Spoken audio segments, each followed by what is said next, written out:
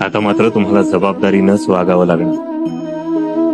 आजपर्यंत तुमच्या आयुष्यात फक्त आईलाच महत्व होतं, पण आता पत्नीला देखील महत्व द्यावं लागेल. यापुढे कोणताही निर्णय घेताना पत्नीला देखील विचारा. असं असतं लग्नानंतर? होय.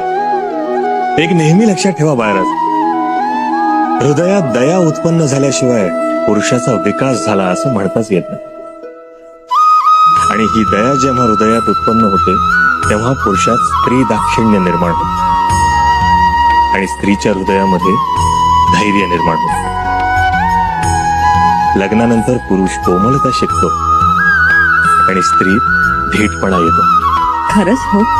पती हा जर विचार असेल तर पत्नी ही भाषा आहे. पती हा जर धैर्य असेल तर पत्नी ही शांती आहे.